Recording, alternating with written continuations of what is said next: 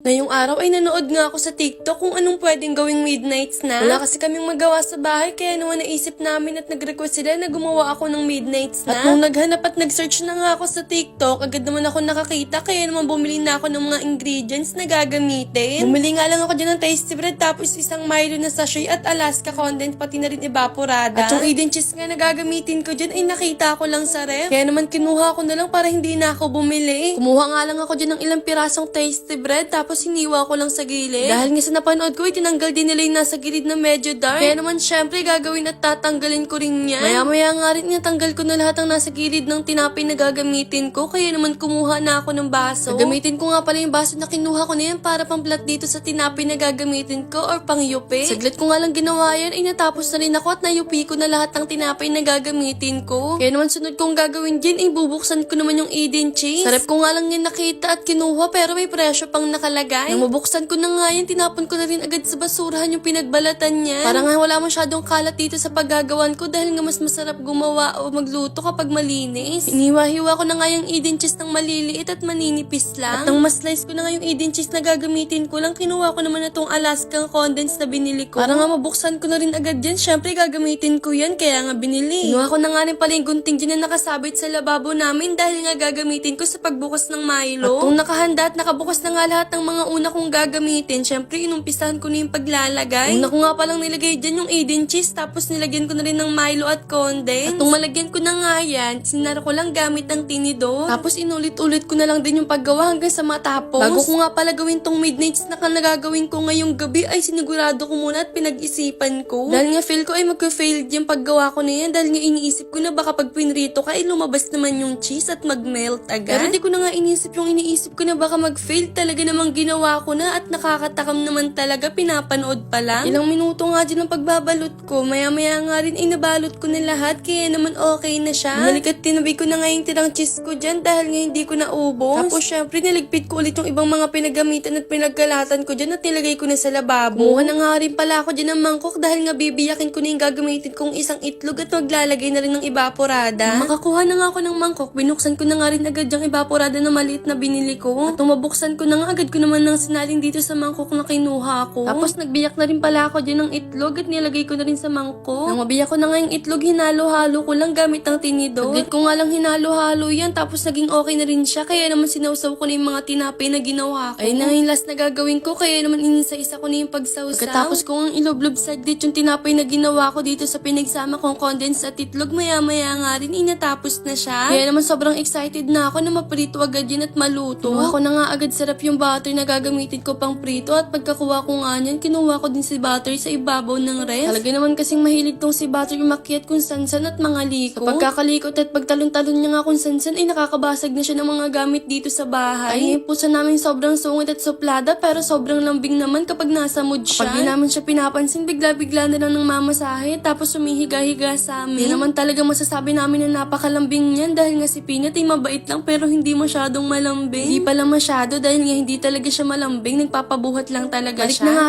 tayo sa ginagawa kong midnight snack. Naglusaw na nga pala ako dyan ng butter sa favorite kong kawaling maliit. Favorite ko nga yung kawaling maliit na yung nalutuan dahil nga hindi siya nakakasunog. Kahit nga anong lutuin ko dyan ay talaga namang hindi ako nasusunugan kapag ayan yung gamit ko. Kaya naman kahit maliit siya at natatagalan ako sa pagluto, pag ayan yung ginagamit ko, ayan pa rin yung ginamit ko para lang hindi talaga ako masunugan. Kasi naman nga malaking kawali yung gamitin ko, talaga namang nakakasunog siya kahit nga ayan ang yung lutuin ko. Sobrang dami ko nga sinasabi na tapos na rin agad ako sa pagluluto. Kitang-kita nyo nga sa mukha ko na talaga namang excited na ako dahil nga tuwang-tuwa ako nang maluto na siya lahat. Nilagyan ko na nga pala yun ng toppings na unting condensed sa ibabaw. Di ko nga masyadong dinamihan dahil nga baka naman sumobra sa tamis. At nung malagyan ko na nga ng konting condensed, naglagay na rin naman na ako ng Milo. Kaya nga unting condensed nga lang yung nilagay ko dahil nga maglalagay nga rin ako ng Milo. Pagkatapos nga ng ilang minuto na paggawa ko dito sa midnight snack na kakainin namin, natapos na nga rin siya. At makikita nyo nga ang itsura pa lang talagang masarap na at nakakatakam. Kaya naman tinikman ko na agad yan kahit nga mainit pa. Gulat nga ako sa lasa dahil nga sobrang sarap. Naglalaban yung alat niya at tamis. Buti nga hindi ako nagsisi na ginawa ko to at nagdadalawang isip pa nga ako bago ko yan gawin. Isip ko kasi na baka mag-failed nga kaso perfect naman siya kaya naman okay na okay. Try nyo na nga rin to kung may tira ko yung tinapay sa bahay dahil nga okay na yun basta makagawa ko yun at matikman nyo to. Kaya naman hanggang dito na lang. Paalam!